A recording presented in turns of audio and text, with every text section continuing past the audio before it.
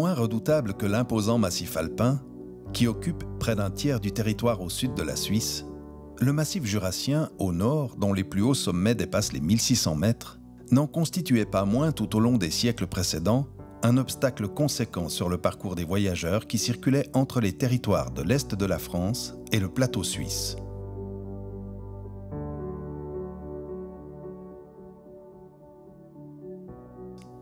Avec le temps et l'amélioration des voies de communication, le franchissement des vallées, des cluses et des montagnes jurassiennes s'est progressivement amélioré, tout en restant en certains endroits et dans certaines conditions météorologiques difficiles, voire impossibles.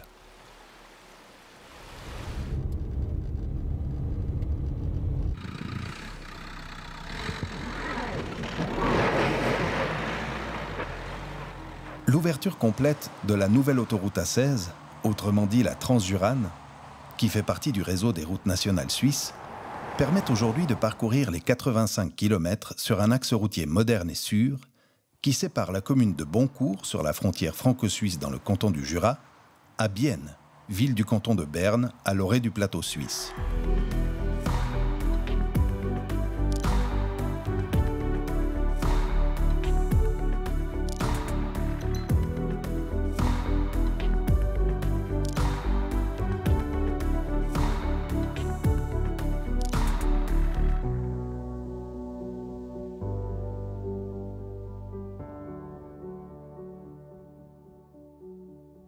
En 1815, alors que le Jura est encore sous le régime français, Jean-Amédée Watt, inspecteur des routes du bailli Jean-Rodolphe de Fürstenberger, imagine déjà une route qui pourrait parcourir le Jura du nord au sud. Xavier Stockmar, quant à lui, fait paraître dans le journal L'Helvétie en 1831 un article relatant l'état déplorable des routes principales dans le Jura bernois. Alors qu'il est président du Grand Conseil bernois, il crée avec les députés jurassiens la Commission pour le perfectionnement des routes du Jura bernois.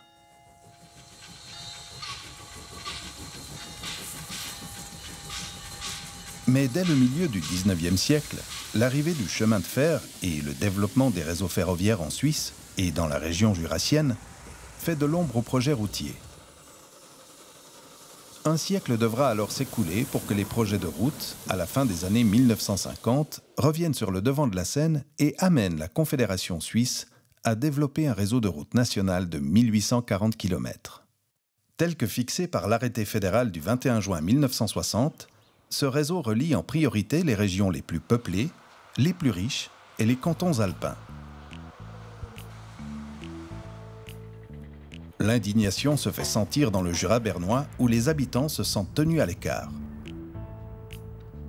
C'est ainsi que le 12 décembre 1973, une délégation du comité d'action pro-Transjurane dépose à Berne les 24 000 signatures d'une pétition adressée aux autorités fédérales et qui exprime la ferme volonté des Jurassiens à être raccordés au réseau des routes nationales. Le Jura veut se désenclaver. Il l'a fait savoir par la voix de ses députés au Conseil national, au Conseil des États. Il l'a fait savoir au Grand Conseil bernois.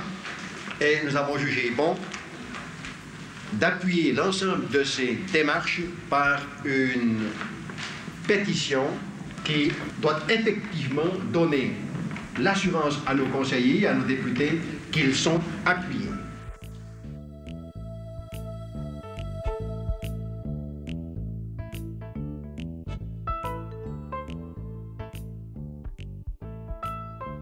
Dès lors, différentes possibilités de tracés, répondant aux vocations attribuées à la future autoroute, sont étudiées. Parmi cette variante proposée, la liaison de Boncourt à Bienne, par Porrentruy, Delémont, Moutier, Tavannes, est finalement retenue. Elle s'impose avec ses 17 jonctions et ses 6 demi-jonctions planifiées comme le choix définitif du futur tracé A16. Dans la vallée de Tavannes, les milieux agricoles notamment se mobilisent en faveur d'une autoroute construite sur le versant sud, malgré les contraintes géologiques importantes. La naissance du canton du Jura en 1979 donne un élan déterminant à la réalisation de la Transjurane.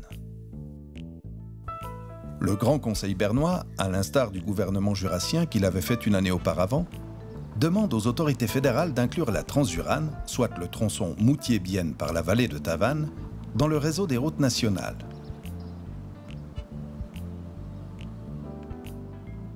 Toutefois, suite à une initiative populaire, les citoyens du nouveau canton sont invités à se prononcer en votation sur ce vaste projet. Le 7 mars 1982, les Jurassiens acceptent largement le principe de la construction de la Transjurane. La Transjurane n'a pas une vocation de route de transit à grande distance. Au contraire, elle doit être une voie de communication dont la mission est avant tout d'assurer le trait d'union et de rattacher les régions jurassiennes au réseau des routes nationales suisses et à celui des autoroutes françaises, notamment à la A36. Wer dem Bundesbeschluss zustimmt. Le 11 janvier 1984, le Conseil fédéral adopte formellement le message du Parlement demandant l'intégration de cette nouvelle route nationale. La construction des 85 km de la 16 entre Boncourt et Bienne est alors estimée à 1 450 millions de francs. Les conseils nationaux du Jura bernois soutiennent le projet de la Transjurane.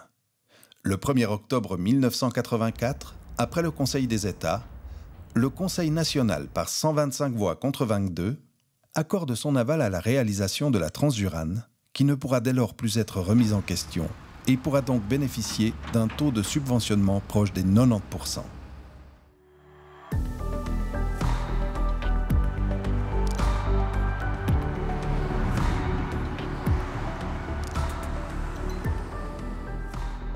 Le fait d'avoir été tenu à l'écart, dans un premier temps, des grands axes routiers en développement, permet au Jura et au Jura bernois d'intégrer, lors de l'établissement du projet, les nouvelles dispositions fédérales en matière de protection de l'environnement, dont la loi de 1983 qui favorise une meilleure intégration des projets routiers dans l'espace naturel.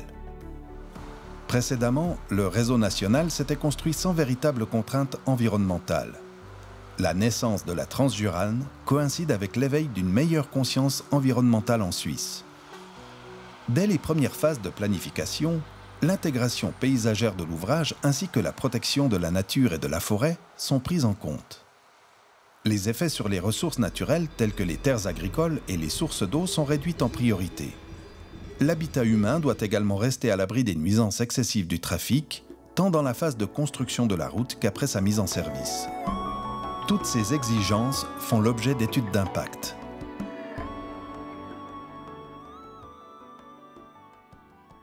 À l'époque, on connaissait peu de modèles d'études d'impact sur l'environnement.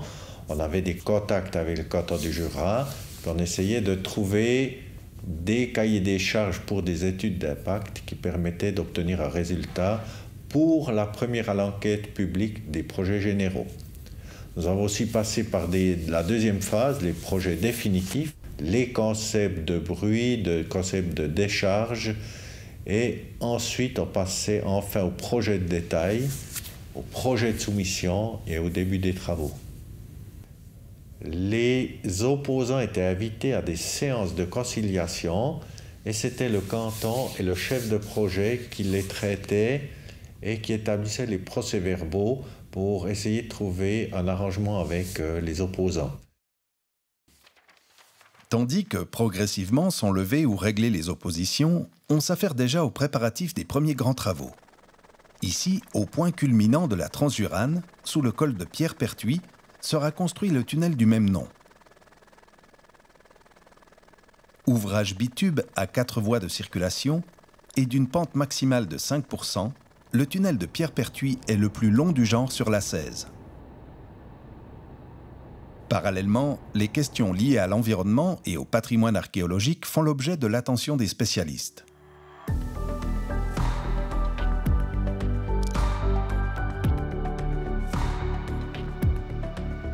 Sur les 69 000 pages de droit suisse, il y en a plusieurs centaines qui sont consacrées à l'environnement.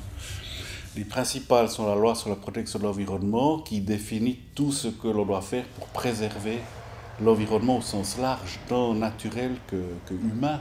Et une autre loi importante est la loi sur les forêts. La Transjurane traverse beaucoup de forêts et nous sommes tenus de compenser les défrichements théoriquement mètre carré par mètre carré. Et en l'occurrence, ça se comptait en hectares, même en dizaines d'hectares. Et enfin, troisième loi cruciale, la loi sur la protection de la nature et du paysage, qui prescrit le remplacement des biotopes dignes de protection que l'on n'a pas pu éviter avec les constructions. Donc ceux-là doivent être remplacés, c'est pas du 1 hectare 1, mais c'est à qualité équivalente. Alors il y a deux grands volets, effectivement, les mesures de remplacement ou de compensation, c'est-à-dire de réparer ou de compenser les dégâts, mais il y a aussi ce que je sous-estimais certainement au début, tout ce qu'on peut faire pour éviter les atteintes.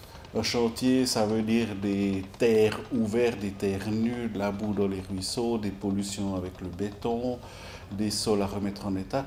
Donc il y a ces deux volets, les mesures de compensation, qui sont souvent à distance du tracé, et tout ce qui concerne la surveillance du chantier lui-même. Il y a énormément de soucis environnementaux liés au chantier lui-même.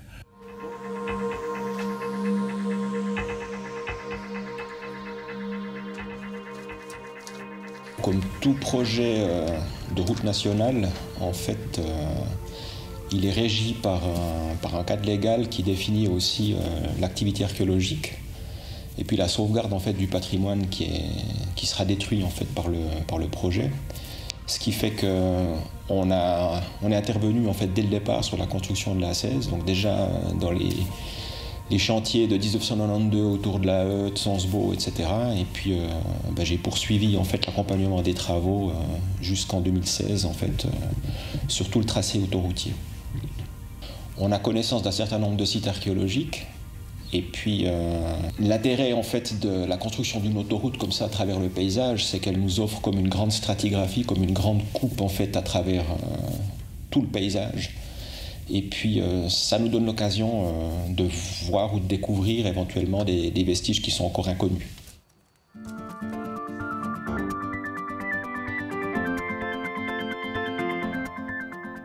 Malgré une initiative anti-Transjurane déposée en 1987, puis retirée en 1991, le premier coup de pioche dans le canton du Jura avait néanmoins eu lieu le 23 septembre 1987 à Saint-Ursanne, dans le contexte des travaux du tunnel du Montéry.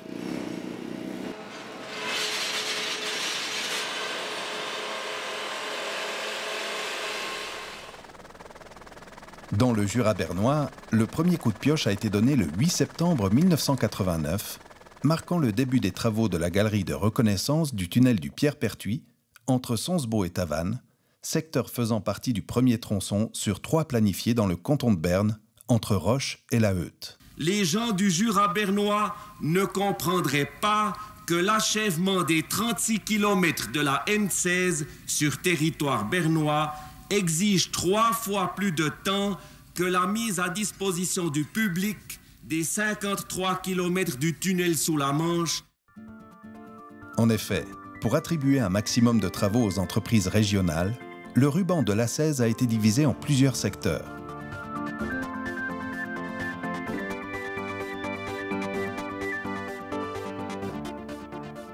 La construction par étapes de la Transjurane était bien décrite et définie déjà dans le message du Conseil fédéral à l'Assemblée fédérale pour limiter les flux de coûts d'investissement. On avait déjà à l'époque prévu que la Transjurane soit construite par étapes.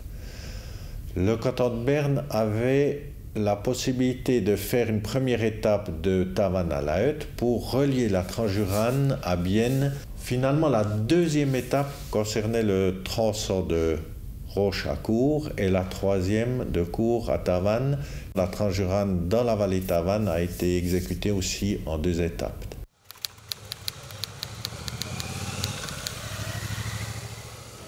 La mission de l'OFRO est multiple dans le cadre de l'achèvement du réseau, comme la Transjurane. Nous avons, d'après la loi, la mission de haute surveillance. Mais il faut considérer ça comme un partenariat entre le canton et la Confédération, puisque nous accompagnons le projet durant toute son évolution. Et nous avons à la fois une tâche administrative et financière et aussi une tâche technique.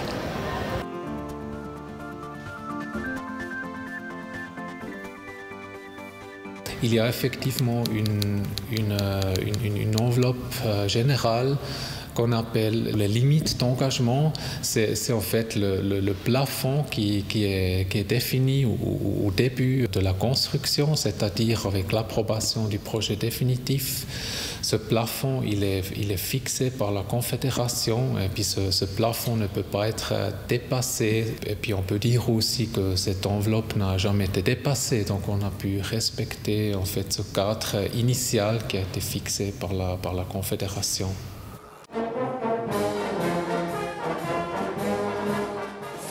La fête.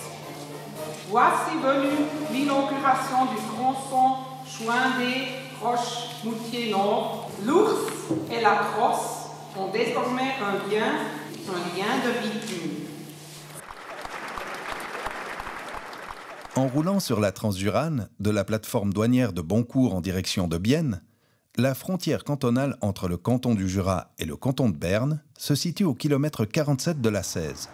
Dans le tunnel de la Roche-Saint-Jean.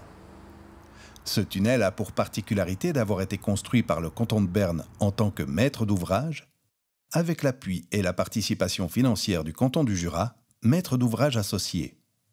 La Transjurane est la concrétisation d'une forme de rapprochement entre la République et le canton du Jura et le canton de Berne et la concrétisation d'une collaboration interjurassienne axée sur le développement et la réalisation de projets communs.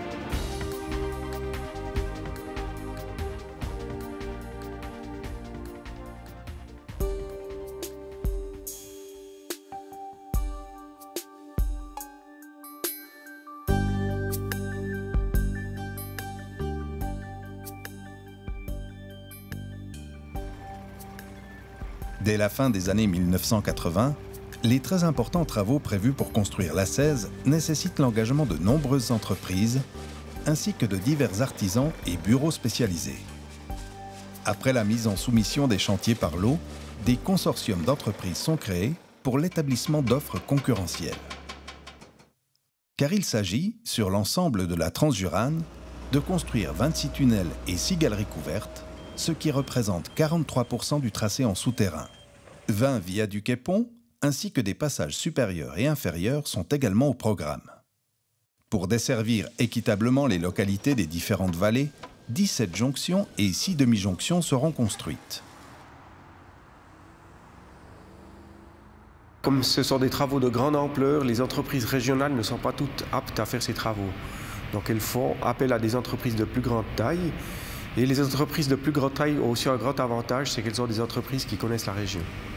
En général, pour les gros travaux que nous avons mis en soumission, on avait entre 4 et 8 consortiums qui offraient pour ces travaux.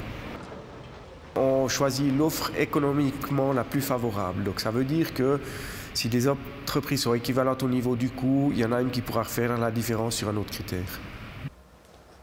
Il n'y a pas de contradiction dans ce qu'ils ont rendu, surtout qu'ils ont fait un plan de ménage. Nous avions pour habitude de mettre en soumission les travaux de grosses œuvres, donc c'est-à-dire qu'une entreprise était responsable dès le terrassement jusqu'à la fin des bétonnages de ces ouvrages. Après le gros œuvre vient le second œuvre, et tout particulièrement les travaux d'électromécanique. Il y a une première phase d'avant-projet qui est suivie d'une phase de projet de détail. Et une fois que ce projet de détail est approuvé par le maître d'ouvrage et l'Office fédéral des routes, on passe à la réalisation des dossiers d'appel d'offres. C'est-à-dire qu'on divise les différents domaines électromécaniques, par exemple en éclairage, en ventilation, en trafic. Et là, on lance des appels d'offres pour les entreprises spécifiques. On passe à la réalisation de ce qu'on appelle la cahier de réalisation, qui est contrôlée par le bureau d'ingénieurs. Et après, l'entreprise effectue les travaux sur site. Sur 9,4 km d'autoroute, c'est 34 millions d'équipements électromécaniques. C'est 8 années d'études et c'est pas moins de 35 entreprises différentes, électromécaniques uniquement.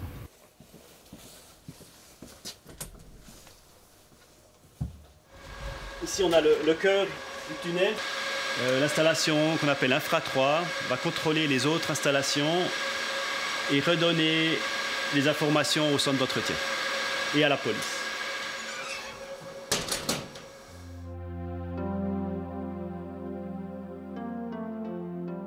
Alors que de nombreux chantiers s'ouvrent pour construire la Transjurane, la population régionale doit s'attendre à certaines perturbations et nuisances.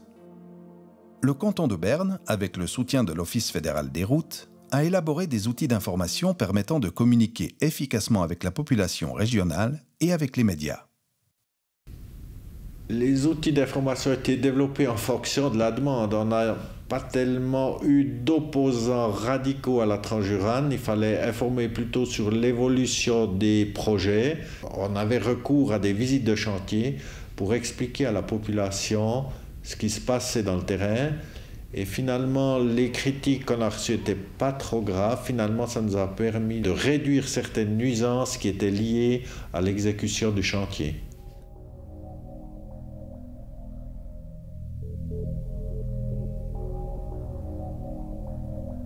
La géologie du massif jurassien est complexe, en raison des nombreuses strates qui le composent. Face essentiellement à deux types de roches, les calcaires et les marnes, les travaux des géologues sont de première importance pour permettre aux ingénieurs d'établir des projets d'ouvrage adaptés aux différentes conditions du terrain.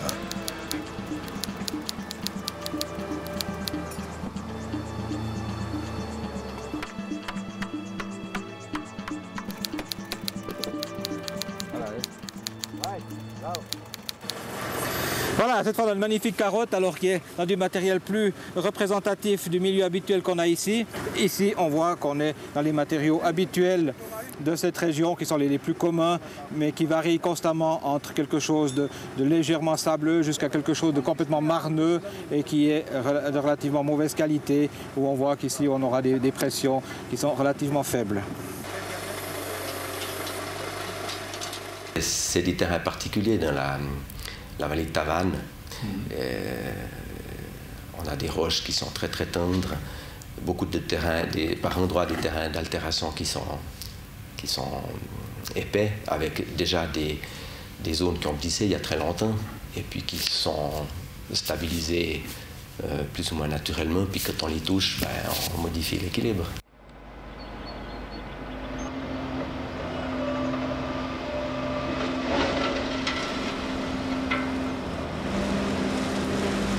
La problématique des venues d'eau, c'est essentiellement dans les zones calcaires. Donc on a les phénomènes karstiques, donc c'est de la dissolution des roches calcaires avec l'eau. Et puis dans cette zone du tunnel du Grétry, dans la région de Cours, on a d'importantes venues d'eau qui sont liées à ces poches karstiques. Et on a une couche calcaire au-dessous de laquelle il y a un bouchon de marne étanche. Alors au niveau du tunnel, les arrivées d'eau qui sont imprévisibles, on essaye dans la mesure des possibles de les renvoyer dans le massif, si on peut dire. Et si ce n'est pas possible, on capte les eaux et on les dirige vers la galerie de sécurité.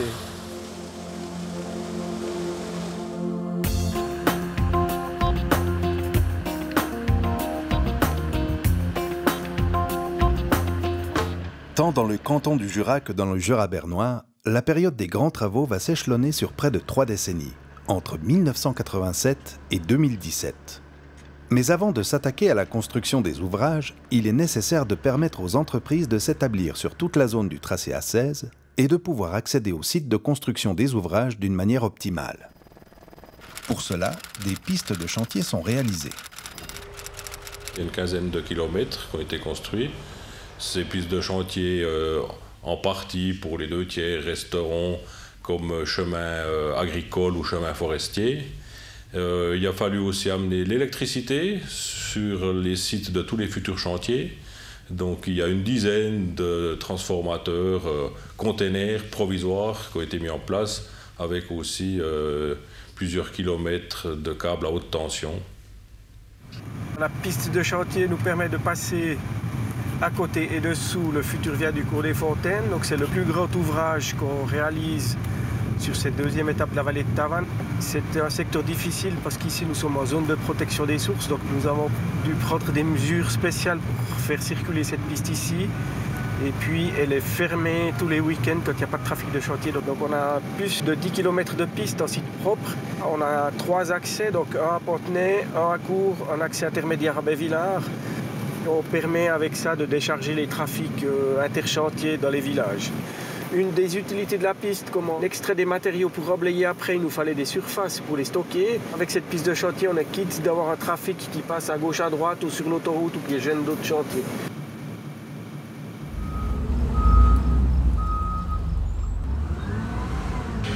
Nous avons exécuté une galerie de reconnaissance qui a permis de définir plus exactement la géologie et de préparer le projet d'exécution du tunnel principal.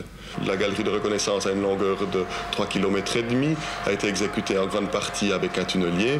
Donc déjà pour ces travaux qu'on pourrait qualifier de préliminaires, de reconnaissance, il a fallu mettre en place beaucoup d'installations.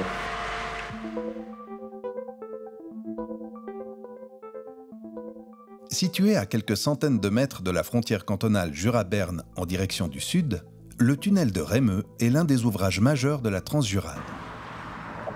Avec plus de 3 km, il est le plus long tunnel de l'A16 dans le Jura bernois. Dans cet ouvrage, 2 méthodes d'excavation ont été appliquées. Le minage de la pleine section dans les calcaires par volée de 3 à 4 mètres et le fraisage mécanique en demi-section de la calotte, puis du strauss et du radier dans les marnes, au moyen d'une haveuse. Dans les calcaires durs, un réseau de conduits karstiques qui alimentent les sources voisines a été découvert et plusieurs cavités de dimensions respectables ont été explorées. Le premier, qui était assez grand, il était vide sur 300 mètres de longueur, mais il n'avait plus d'activité, il était fossile. Après, il y en a un autre, c'était le puits du Peuplu, là. Il était obstrué de manière presque complète, il y a juste des petits suintements d'eau, puis ensuite, on modifie l'écoulement du fait qu'on dévie de l'eau qui circulait de manière indépendante dans le massif, et puis ça a modifié les équilibres. On a des rigoles de chantier qui sont pas trop grandes, et puis quand il y a beaucoup d'eau, je crois que le plus qu'on ait eu, c'est 1500 litres seconde. Moi, j'ai été faire des fois des observations, on devait rester dans le train, il y avait trop d'eau. Ouais.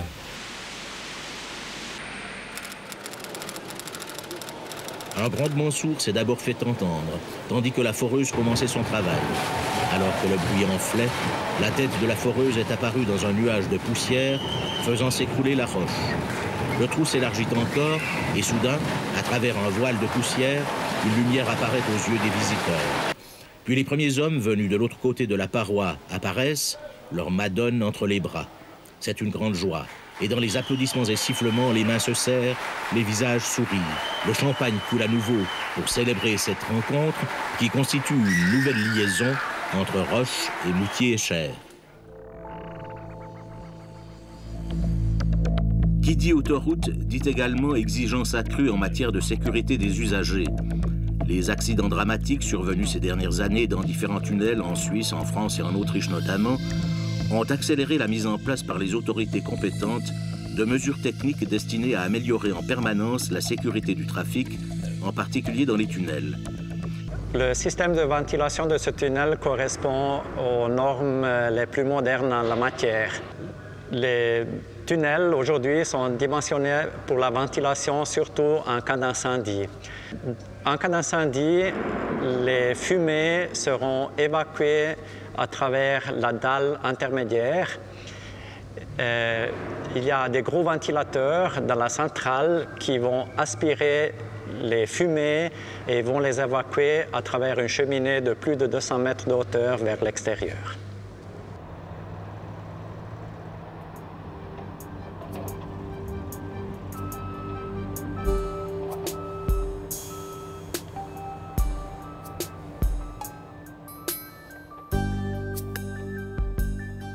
Dans le Jura bernois, la construction de l'ensemble des tunnels et galeries représente une distance de plus de 18 km. Le volume des matériaux à excaver, à déplacer, à gérer et à stocker se compte en millions de tonnes. On crée du trafic de chantier, on crée des désagréments, surtout lorsqu'on doit parler des transports et de mise en dépôt des matériaux qui étaient naturellement très excédentaires. Pour la Transjurane, trouver un site de dépôt qui convenait aux différents chantiers, qui convenait aux riverains, qui convenait à l'environnement et qui permettait de respecter aussi certains budgets était pour moi un défi majeur. Et nous avons pu le réaliser grâce au soutien aussi de la bourgeoisie de Cours. Et nous avons réussi par ce biais de créer une décharge propre, un site propre de décharge pour le contournement de Moutier et la construction de la vallée de Tavannes sans créer des nuisances démesurées. La décharge saluée sera opérationnelle et ouverte jusqu'à la fin de l'année 16, puisqu'elle devra servir pour mettre les matériaux des pistes chantier, des installations de chantier ou des surfaces qui seront réaménagées. Donc elle doit rester jusqu'à la fin de l'année 16. Tout sera reboisé, réaménagé. Donc même les anciens qui auront vu avant, ils auront de la peine à reconnaître que le site a été rehaussé de 10 à 15 mètres de haut.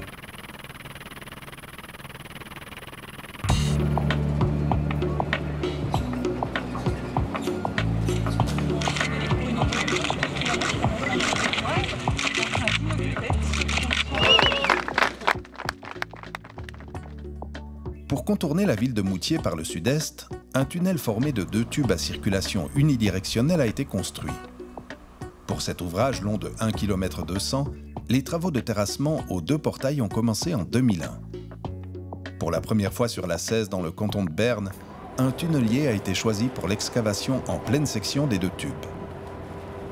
La machine a été mise en service en octobre 2002. L'optimisme était de mise lors des premiers tours de la grande roue dentée en tête du tunnelier.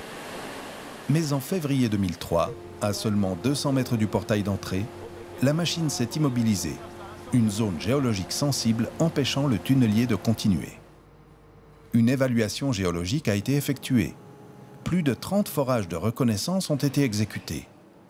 Leur analyse a montré que la consolidation du terrain était nécessaire pour que le tunnelier redevienne opérationnel et puisse terminer le premier tube. On a pu, grâce à des bureaux d'ingénieurs qui nous ont bien soutenus, trouver des solutions et il fallait travailler par étapes et par concertation pour arriver à une solution. Mais j'étais conscient que le tunnel de Moutier allait coûter plus cher que les autres tunnels. Des pieux forés ont été installés dans le terrain et un mélange de mortier et de coulis de ciment a été injecté à l'avant du tunnelier. Mais des reconnaissances géologiques supplémentaires ont permis de repérer une autre zone tectonisée. Parmi différentes variantes évaluées, celle qui a été retenue pour débloquer le tunnelier et le faire poursuivre son travail consistait à excaver la calotte du tube amont afin de pouvoir réaliser à l'avant de la tête du tunnelier une galerie transversale vers le tube aval. Ainsi, la tête du tunnelier a pu être dégagée. Et en face de celle-ci, les travaux d'excavation en sections divisées ont pu être entrepris dans la seconde zone tectonisée. Le principe de la section divisée, c'est réaliser des sections de petite grandeur pour que la roche tienne un maximum par elle-même. Donc le principe de la section divisée, c'est un peu creuser à la petite cuillère, renforcer la zone qu'on a excavée et ainsi de suite. Fort de l'expérience faite sur ce premier tube, il est alors décidé de renoncer au tunnelier pour l'excavation du tube amont.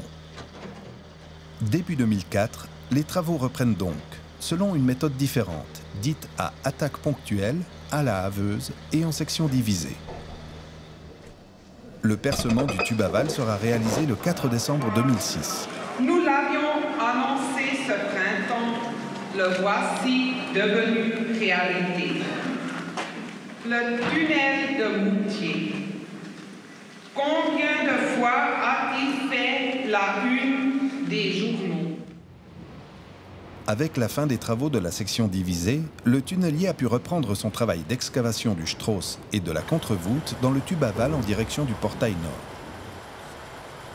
Au mois de mai 2008, le tunnelier sort au portail nord.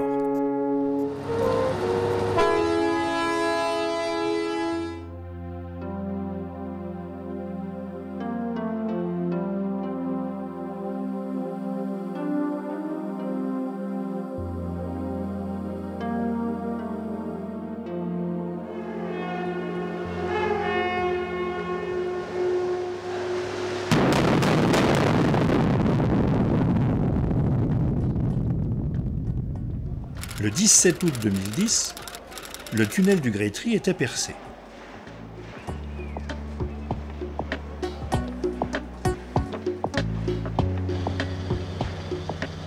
Les travaux d'excavation avaient commencé en avril 2007. En 2007, ce portail sud s'est révélé géotechniquement beaucoup plus compliqué que prévu.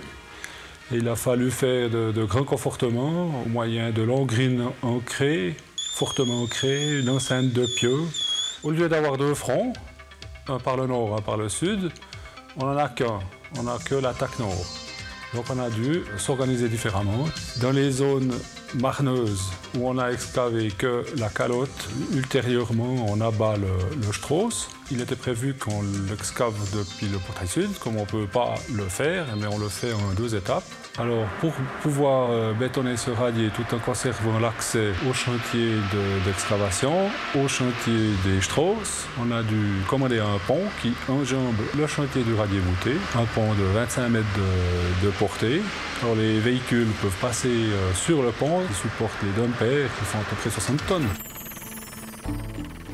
Suite à une amorce de glissement lors de la réalisation de la fouille sud, il y a eu donc toute une campagne géotechnique et géologique complémentaire qui a été réalisée.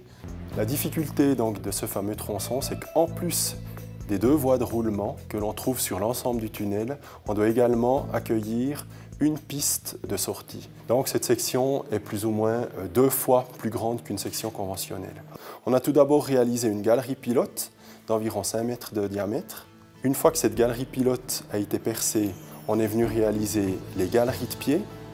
Une fois que ces 2 éléments ont été réalisés, on a pu venir faire les fondations de voûte. C'est donc ces parties en béton armé ici, de chaque côté. Ces fondations de voûte, elles sont très utiles ensuite pour pouvoir excaver la calotte, puisque le soutènement de la calotte s'appuie directement sur les fondations de voûte. Cette calotte, comme dans le cadre du projet initial, elle a été excavée à l'abri d'une voûte parapluie. Au fur et à mesure de l'avancement, le soutènement de la calotte était mis en œuvre et le soutènement des galeries de pied et de la galerie pilote était démoli à l'avancement.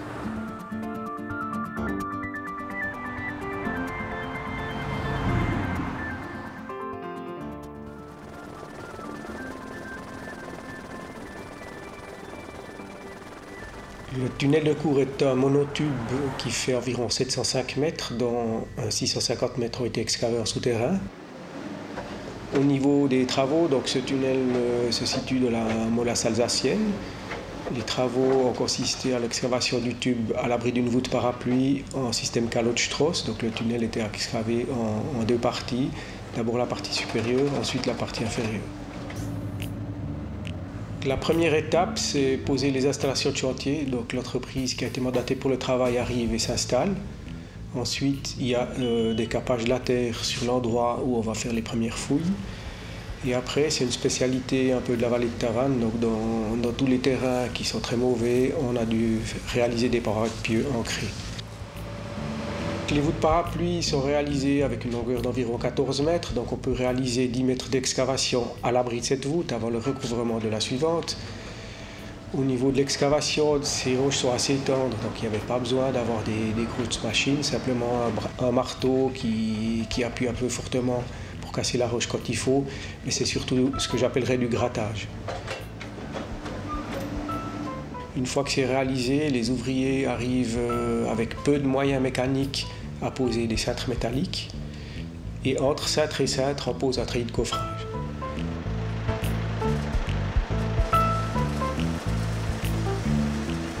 Derrière ce treillis de coffrage, on bétonne l'élément avec du béton qui vient pomper sur place.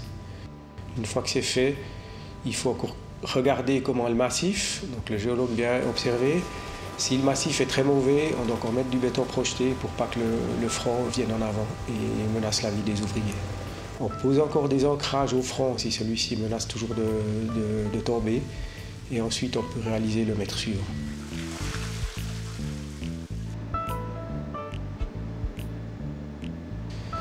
Pour terminer la calotte, on pose également un étrésillon pour bloquer les efforts latéraux qui peuvent aussi arriver. Et après, au niveau du Strauss, donc on excave la partie dessous.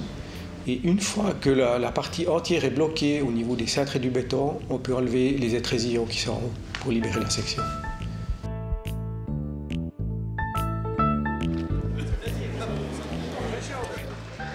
Nous allons vivre un moment très spécial.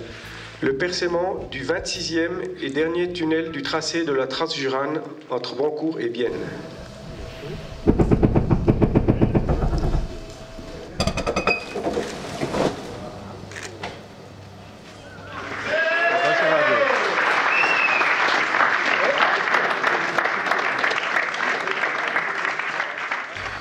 Une fois que le tunnel est entièrement excavé, on peut réaliser les bétonnages. Donc on commence bien sûr par le bas, donc on bétonne le radier contre-voûté.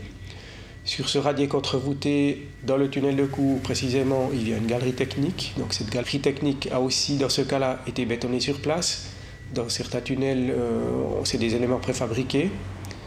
Une fois que ceci est fait, on peut remblayer au niveau de la chaussée et après réaliser les aménagements finaux. Donc on a encore du bétonnage en voûte et dans les trottoirs.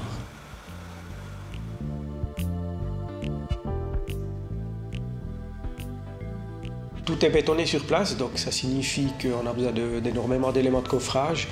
Donc c'est tous des éléments lourds qui doivent tenir le poids du béton avant sa prise. Donc au niveau du radier, on a des coffrages métalliques et aussi au niveau de la galerie technique, où c'est un coffrage un peu plus compliqué. Et après aussi le coffrage de voûte. Tous ces coffrages sont des coffrages vibrants qui permettent une bonne mise en place du béton sans aller avec des aiguilles pour le compacter. Et ensuite, une fois que la chaussée est préparée, on pose sur la chaussée 3 couches de revêtement bitumineux. D'abord une couche de 10 cm, une de 7 et au final, juste avant l'ouverture, les 3 derniers centimètres de la couche de finition. Au niveau des équipements, avec une seule, on n'arrive pas pour tout ce qu'il faut pour ces ouvrages.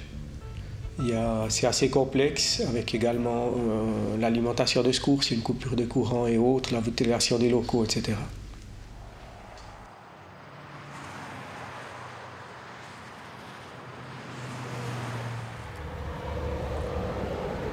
De l'extérieur, et même s'ils sont parfois longs de plusieurs kilomètres, nous ne voyons des tunnels que les portails. Il en va tout autrement des viaducs et des ponts qui, une fois construits, sont particulièrement visibles dans le paysage. Les ingénieurs accordent beaucoup d'importance à l'esthétique de ce que l'on nomme les ouvrages d'art.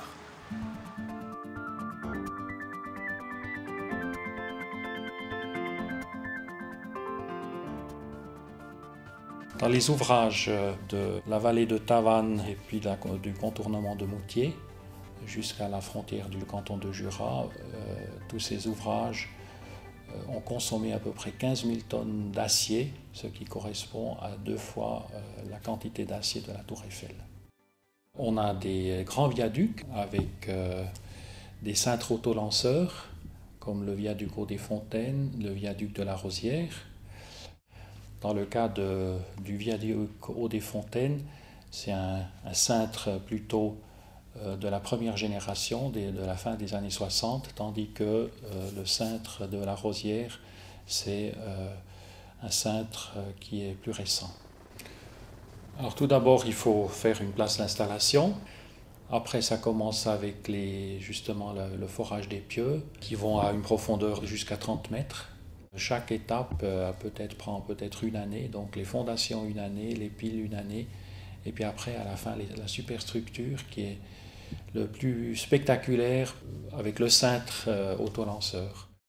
C'est un viaduc d'une longueur de 540 mètres, avec des grandes portées de 57 mètres d'une pile à l'autre. Pourquoi ces portées? Moins il y a de fondations, moins les coûts pour les fondations sont importants, donc on peut économiser avec des plus grandes portées des coûts de fondation. Presque la moitié des coûts de construction de ce viaduc sont de l'infrastructure, c'est-à-dire fondation, piles, culées, et on a plusieurs kilomètres de pieux qui sont forés ici dans cette géologie difficile. Le cintre, il est effectivement appuyé d'une pile à l'autre par des structures qui sont montées sur les piles. Une travée est bétonnée et puis après on décintre, on abaisse le cintre, on le ripe d'une travée et puis on bétonne la prochaine travée. Le ripage, il a une difficulté, c'est que le pont il est en courbe. Donc il faut écarter différemment les deux cintres, les deux poutres, afin d'arriver sur la construction de la pile. Et puis là, on a de nouveau un point fixe. D'une part, il repose sur le pont déjà bétonné, et d'autre part, sur la pile. Tout ceci est fait avec des presses qui sont montées sur la structure. Et si on part du principe que peut-être on a 5% de frottement sur les appuis, donc il faut déjà pousser avec une force de 25 tonnes pour faire avancer ce monstre en acier.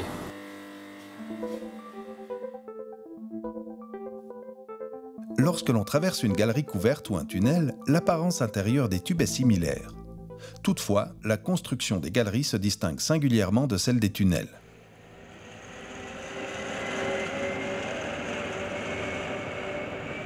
Le tunnel, comme son nom l'indique, on travaille sous terre. Donc comme une taupe, on entre dans la montagne, on fait un trou et on ressort, on trouve le jour à l'autre bout.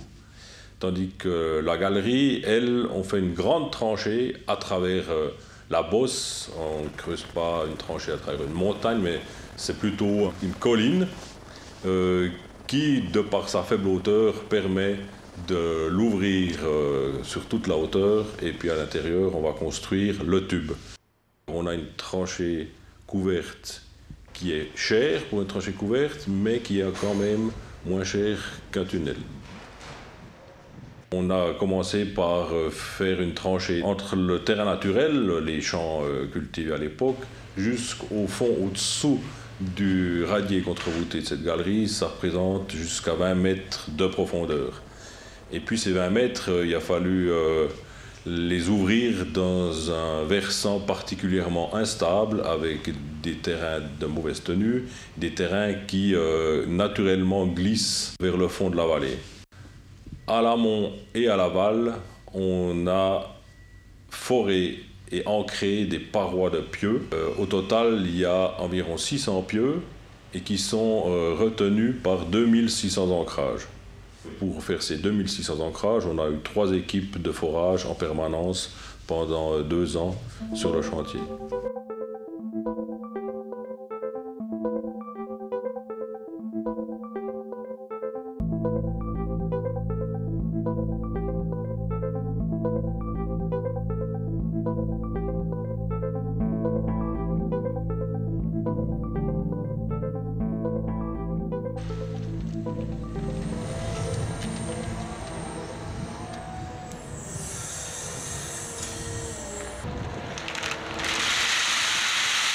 On a excavé à peu près 250 000 mètres cubes pour créer cette tranchée.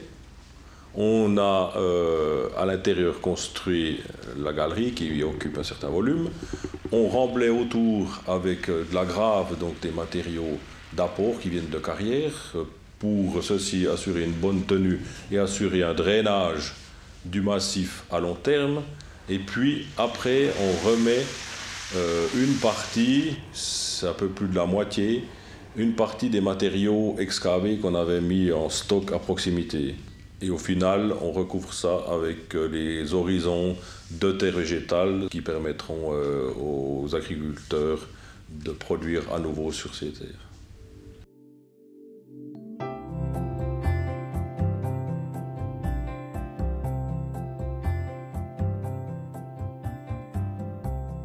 Sur les 85 km de la Transjurane, parmi les 3 aires de repos installées, la plus importante, par son aménagement et sa capacité d'accueil, se situe au sud du village de Reconvilliers.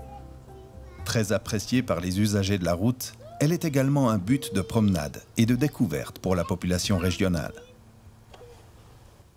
On voit qu'on peut vraiment amener un plus pour les gens qui finalement auront les nuisances de l'autoroute. Ils auront aussi ses bienfaits, mais enfin ils ont subi le chantier. On a pu, grâce à une surface qui est là, leur rendre quelque chose, puisqu'on a pu y mettre des installations de jeux, de pique-nique, mais aussi des biotopes et un arboretum avec des panneaux explicatifs. Là aussi, on reçoit beaucoup de retours de gens qui apprécient énormément ce petit coin-là. L'OFRO a certains standards minimaux pour ces places de repos. Et là, en l'occurrence, c'est le canton qui a souhaité avoir, en accord avec l'OFRO bien sûr, qui a souhaité avoir certaines dispositions particulières. Puis c'est une place qui a une vue magnifique sur toute la vallée de Tavannes.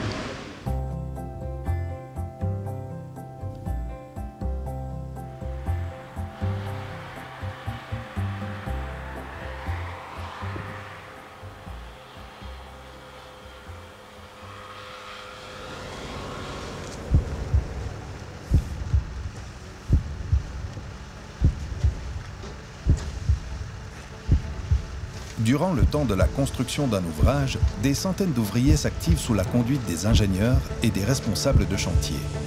Lors du percement d'un tunnel, ce moment particulier où généralement les équipes ayant excavé le tube à partir de chaque portail se rencontrent, une cérémonie a lieu. Un temps fort, toujours empreint d'émotion et de fierté.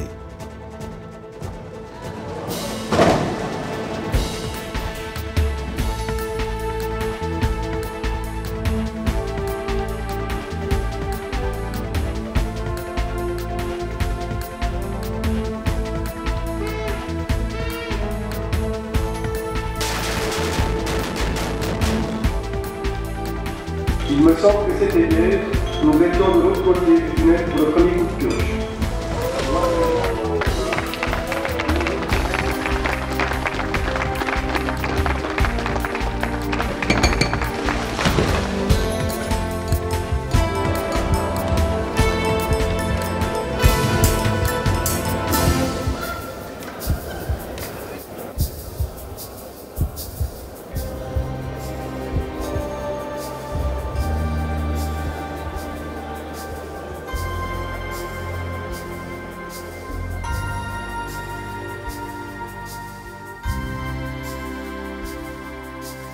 Si c'est une journée historique pour toute la région, c'est aussi une nouvelle étape vers l'achèvement du réseau des routes nationales, ce réseau voulu par le Conseil fédéral et les chambres fédérales.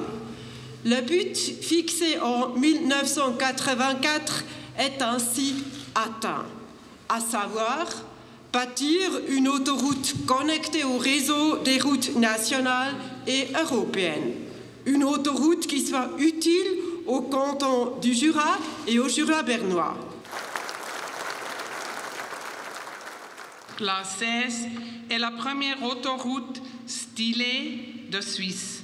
Un modèle architectural et d'intégration dans le paysage qui, je l'espère, pourra servir de modèle aux futurs grands chantiers autoroutiers de notre pays.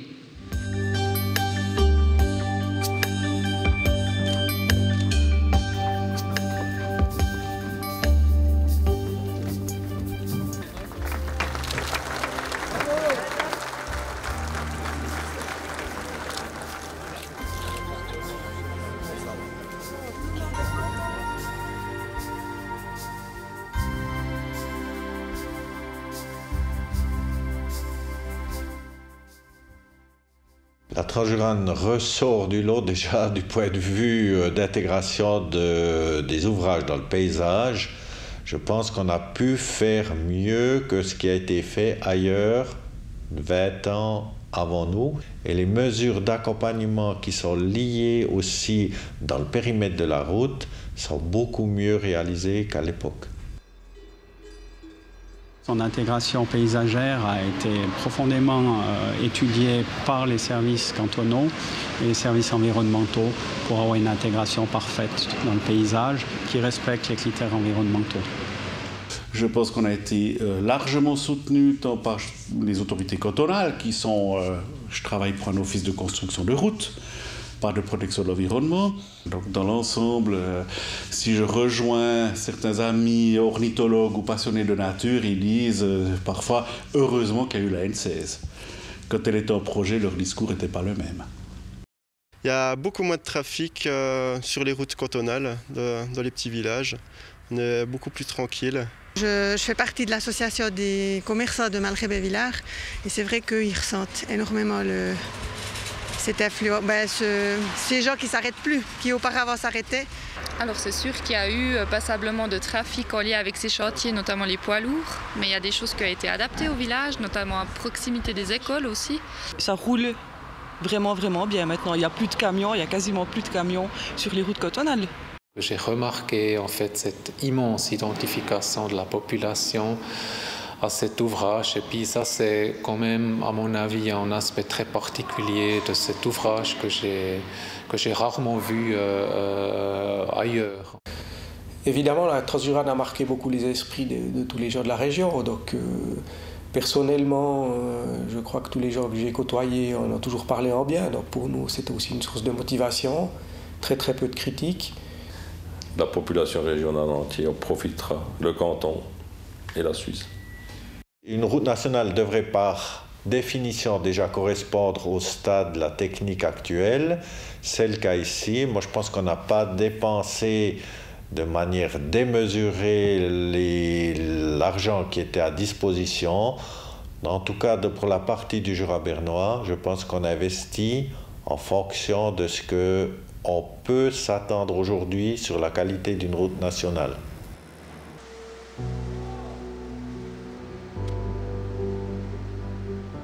Trois décennies de travaux, dont certains gigantesques, c'est le temps qu'il aura fallu pour que l'A16 Transjurane devienne réalité. Elle est la réponse adéquate aux besoins de dynamisation d'un large périmètre géographique dans lequel villes et villages pourront, grâce aux nouvelles facilités d'accès qu'offre cette nouvelle route, se développer d'une manière optimale. Lien de première importance entre la France et la Suisse, l'A16 est aussi un axe de transit d'intérêt national et international aux standards techniques et de sécurité élevés. La Transjurane répond donc vraiment aux vocations qui lui avaient été attribuées lors de sa conception. Son utilité, qui se vérifie déjà pleinement, trouve un complément d'attractivité indéniable dans la beauté des paysages que les usagers peuvent et pourront, durant longtemps encore, y découvrir.